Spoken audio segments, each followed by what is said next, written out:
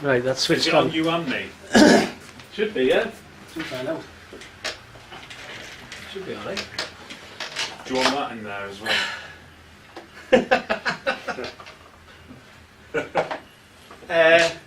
I'm sat here in Metal Tiger's office with Paul Johnson.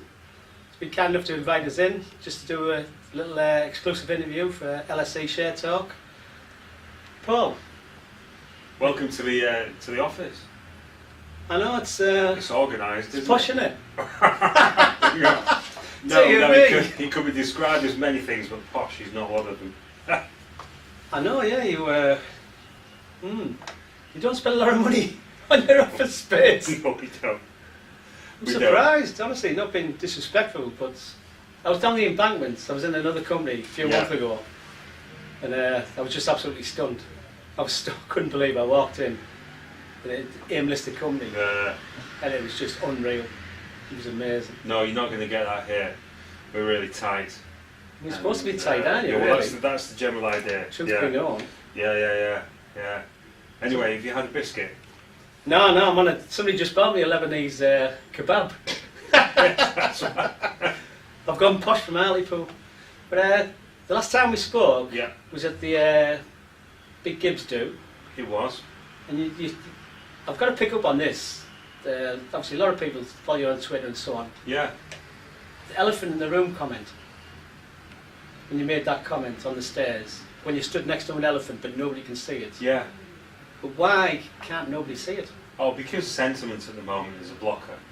You know, it's how people feel about the marketplace. That they're not very receptive to the concept that they can generate value in natural resources or they can generate money. So they don't have a lot of confidence about anything that's being done. You know, take recently, a few days ago, our chairman put the thick end of £250,000 into the company. This is an experienced man. You know, he's been involved with numerous companies that have gone from our kind of size up to dramatically higher valuations. People have made a lot of money with him in the past. So he knows how to identify projects that can generate that kind of return. We have projects that have come from his involvement in Thailand, Spain and Botswana, and now he's put his money in as well. And it's the biggest, most obvious mechanism for investors to determine if a company and its management are serious. How much money did they actually put into the company? And he's just lumped in $250,000. So I think people need to take notice of that. So he knows what he's doing and he's invested his own cold hard cash behind the business model. So we're excited about it, and the market will get excited eventually. I think, because I seen the RNS that came out, and it just didn't, nobody picked up on it. No, I mean, we've released some pretty blockbuster RNSs recently, and as yet, we haven't had one of those blow-off moments. We probably should have done. The Botswana transaction that we announced in November was incredible for a company of our size and type. Yeah, with a market cap, yeah. Yeah, with a market cap of at or around £3 million to get a 30% position in those 14 licenses for copper silver in Botswana, an incredible area, huge size, demonstrable history in terms of its copper mineralisation. In our case, high copper grade in the vicinity of our licenses, high silver grade, the potential to produce a high value concentrate which is 50% copper rather than the average 25%. Fabulous data from any which way you look at it, a brilliant project, and one that you could argue should have seen our market cap, our share price go up considerably, but nothing much happens. Terry putting £250,000 in, nothing much happens. Phenomenal data in Spain coming out of our tungsten gold projects on the tungsten side primarily in 2015, you know, where we've been finding up to 0.63% tungsten against the industrial grade kind of benchmark of around 0.1. So, you know, brilliant data from Spain. The market doesn't really flicker. And then Thailand, we're making big progress in Thailand. We're expanding our portfolio of interest in Thailand. We have an option over an even bigger expansion. There's lots of different features of Thailand that could provide us with real blue sky. nothing much happens. So maybe it's going to take a little bit of a sentiment change. Maybe our price will start to move on an innocuous R&S. We're absolutely certain that we'll move dramatically at some point to reflect the underlying assets, but we just don't know when. That's the only thing, is because at the moment you are way ahead. Well, in 2016, which direction, you've done all this groundwork up to now, Yeah. what's the thing that excites you most going into 2016? We're excited predominantly, although not entirely, by our three key projects, which are the number one is Botswana. In terms of the size and scale, this is an incredible asset for You us. spoke about that one before. Yeah, didn't you? I keep talking it's about very exciting. Botswana. Nobody's seen it. Yeah, very few people have focused on it. It is a considerable interest for us, so that probably is the number one. Spain, tremendous progress in 15. We want to follow it up with more progress in 16. We'd like to test the tungsten mineralisation a bit deeper. We have 2 targets for tungsten with fabulous initial drilling that we undertook in 2015. Only shallow drills, about 20-30 metres. We want to go deeper and see what's down below. So that's going to be fabulous, we hope. And then Thailand is, for people perhaps the slightly more unknown. We know what we're doing. We know where we're building. We've got great assets already that we've taken 90% of. We have an option to take 90% of a wider asset basing, which have at their heart one would hope down the line an interest in a producing mine, what will soon be a producing mine, we hope, in Thailand, silver, lead, zinc. So yeah, we're just really making great strides across those 3 projects. So 2016, our focus will be on the big 3. And each one of them will justify a market capitalisation more potentially than we are at the moment. Well, it could be a company changer. In my personal opinion, Yeah. any one of the 3 could be a company changer. Yeah, they already are. It's crazy, like. Yeah, but in 16 there's going to be such a run of news about what we're doing in each of those 3 areas that at some point, if one assumes the sentiment is a little softer, and less aggressive, and anti-mining and exploration, there will be in 2016 so much news that something will ignite us and more people will focus. You know what it's like when you've gone up 150% in 2 days, suddenly you acquire another 100 investors that start to look at your share. And then if they like it, they buy more and they buy more and so on. And then you become a proper trading stock and you move up in value. Hopefully we won't spike dramatically higher and then collapse down, because we'd like to see people make a lot of money, but in a more steady fashion over time. Keep the momentum. Keep the momentum going. Yeah. We're pushing out the communication side of things with interviews, show attendances, presentations, seminars, plenty of R&S, the full mix of communications we're doing. We have a really good budget for communications and we're going to keep spending money on that and time on that. And there should be a few things out over Christmas with regard to communications, so that people, when they're sat there bored after Boxing Day, have got something to read. So yeah, we just keep at it. This is a fabulous time in our business, in our space. We've got some great assets. We're financially stable. We've got what we need in terms of financial and managerial resources. We've got no debt. We've got 3 fabulous assets. We have other interests as well, but the 3 core assets are tremendous, and we're at the bottom of the sector. We know where it's going. It's just a question of waiting for the time for the sector to turn. Yeah, for the touch paper to be lit.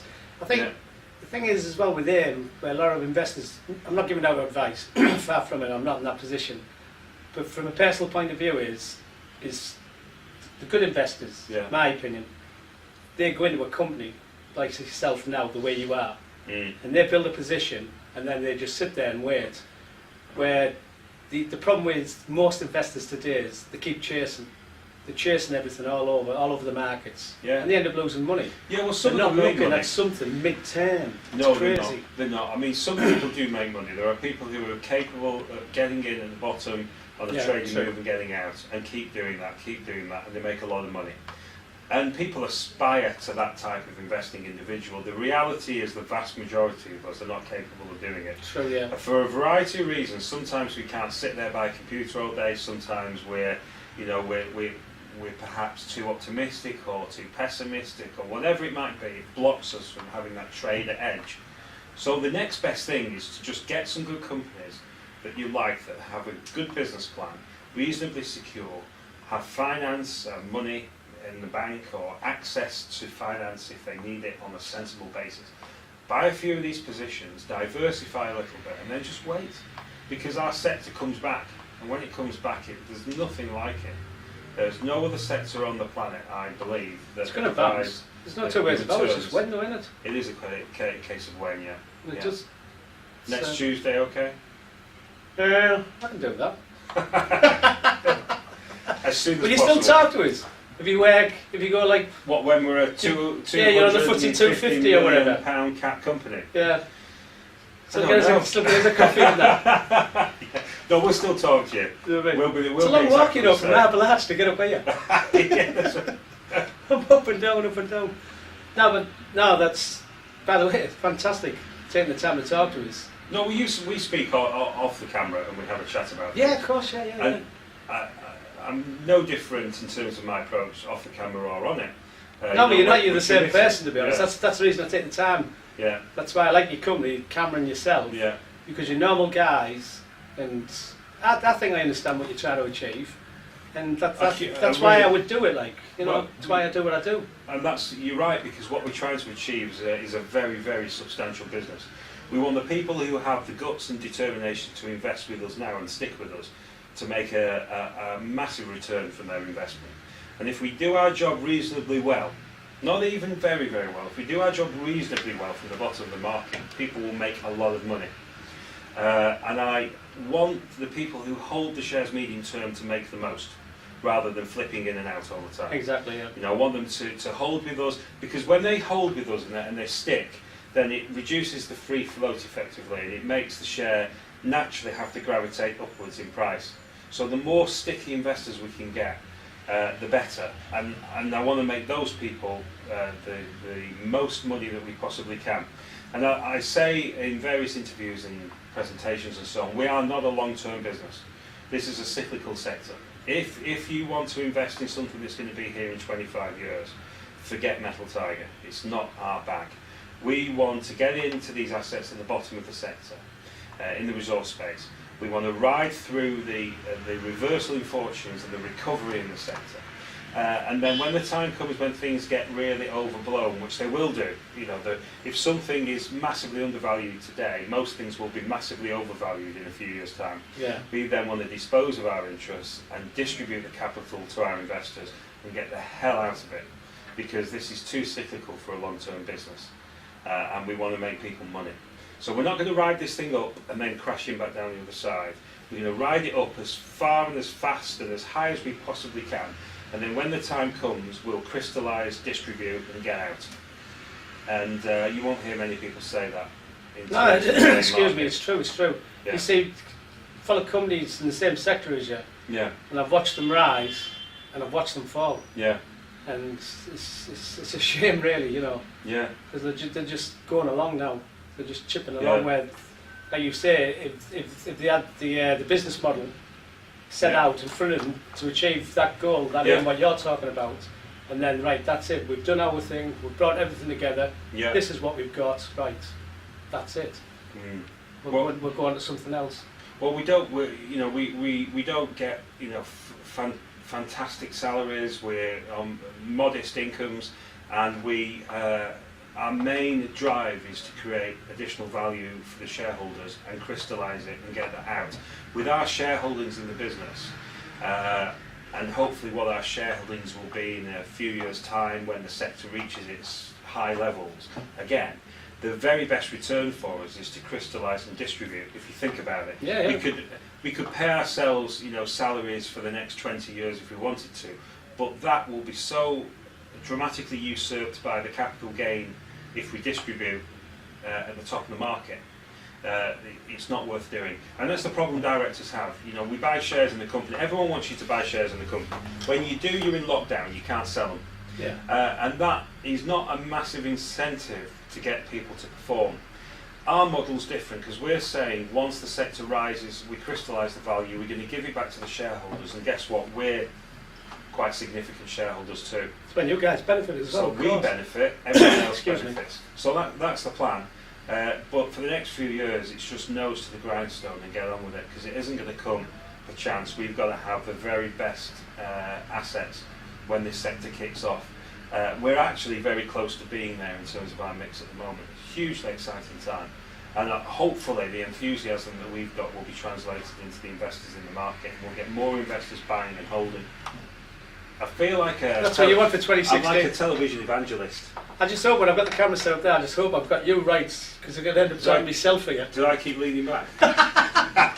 It's definitely, it's not Tip TV, that's for sure. That was posh as one, I'll tell you. I was in there for 10 minutes, it was like that. Lights, camera, action. Yeah. I was like, okay, right, I'm out of here. I'm gone. I'll get back to where I know you, know what I mean? But no, by the way, thanks very much for talking to us. No, Seriously, truly, thanks very much for talking to us, because you've took the time out on numerous occasions to talk to us. No one speak to anybody, I'm afraid. You're not special. I thought I was. Yeah. By the way, have a great Christmas and New Cheers, Year. thank you very much. And thanks Merry for Christmas and a Happy New Year to everyone watching this. yeah, same to everybody else. Merry Christmas, Happy New Year. And please take this information on board, digest it, and see what you think. All right. Cheers, Paul. Thank you. I hope I got you.